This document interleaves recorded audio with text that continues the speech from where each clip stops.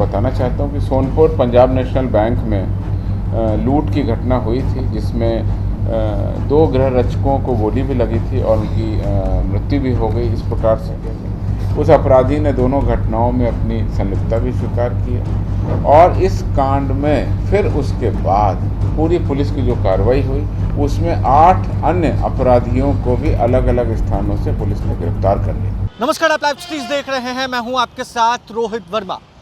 बिहार के सोनपुर में हुए बैंक लूट यानी पंजाब नेशनल बैंक में जिस तरीके से लूट की घटना हुई थी, कई लाख रुपए अपराधी अपने साथ लेकर फरार हो गए थे। और अब देखिए, इसका कनेक्शन पश्चिम बंगाल से बताया जा रहा है। जो अपराधी हैं वो पश्चिम बंगाल के वर्धमान जेल से सूचना मिलते ही बिहार के सोनपुर में लूट की वारदात को अंजाम देते हैं। और किस तरीके से अब इस मामले का उद्भेदन हो चुका है, बिहार पुलिस हरियाणा जाकर उस अपराधी को उठाती है और उसके बाद एक एक कर 8 और अपराधियों को उठा लिया जाता है। इसका खुलासा करते हुए बिहार पुलिस मुख्यालय के एडीजी जितेंद्र सिंह गंगवार क्या कुछ कह रहे हैं, सबसे पहले आप वो सुने। आपको बताना चाहता हूँ कि सोनपुर पंजाब नेशनल बैंक में लूट की घटना हुई थी, जिसमें 2 गृह रक्षकों को गोली भी लगी थी और उनकी मृत्यु भी हो गई। इस प्रकार से 2 गृह रक्षकों की हत्या कर लूटे जाने की गंभीर घटना 13 अप्रैल को प्रतिवेदित हुई थी। इस घटना के उद्भेदन के लिए डीआईजी, एसपी सभी लोगों ने घटनास्थल का भ्रमण किया और गंभीरता से लेते हुए इस विशेष अनुसंधान का अनुसरण किया।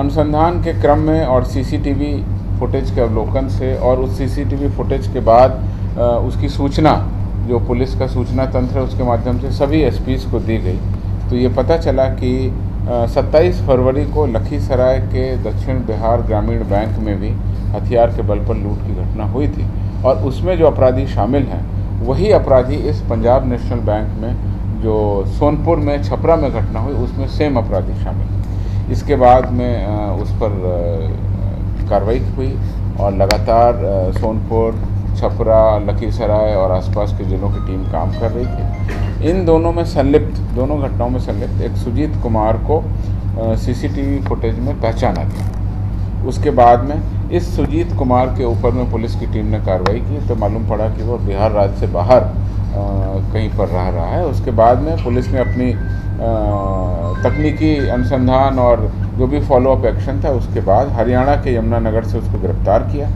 उसके घर में छापामारी हुई तो घर में लखीसराय बैंक में लूट में जो घटना अपाची मोटरसाइकिल थी ब्लू रंग की, उसको भी उसके घर से बरामद कर लिया गया। उस अपराधी ने दोनों घटनाओं में अपनी संलिप्तता भी स्वीकार की है और इस कांड में फिर उसके बाद पूरी पुलिस की जो कार्रवाई हुई उसमें 8 अन्य अपराधियों को भी अलग अलग स्थानों से पुलिस ने गिरफ्तार कर लिया। उन गिरफ्तार अभियुक्तों का आपराधिक इतिहास रहा है, जिसका भी विस्तृत सत्यापन और उनके पास और जो भी साक्ष्य हैं उसका सत्यापन किया जा रहा है। अभी तक इस घटना के जो तार हैं वो पश्चिम बंगाल के वर्धमान जेल में एक बंद अपराध कर्मी है उससे जुड़ रहे हैं, उसको भी हम लोग आगे कानूनी कार्रवाई के तहत लाएंगे।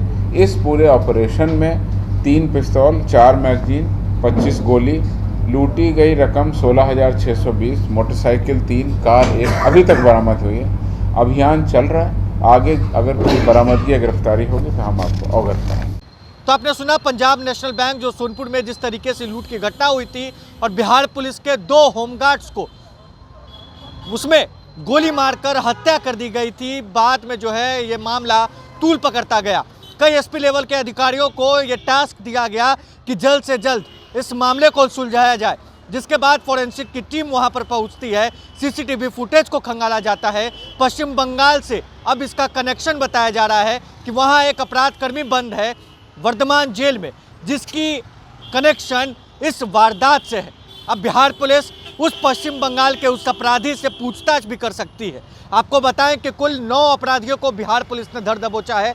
एक अपराधी हरियाणा से गिरफ्तार हुआ है और 8 अपराधियों को अलग अलग ठिकानों पे से बिहार पुलिस ने उठा लिया है। बहरहाल इस खबर में बस इतना ही। अगर आपने अब तक लाइव सीरीज को सब्सक्राइब नहीं किया है, जल्द से जल्द लाइव सीरीज को सब्सक्राइब कर ले। साथ ही साथ हमारे फेसबुक पेज को फॉलो करना, वीडियो को लाइक शेयर करना बिल्कुल भी ना भूलें। धन्यवाद।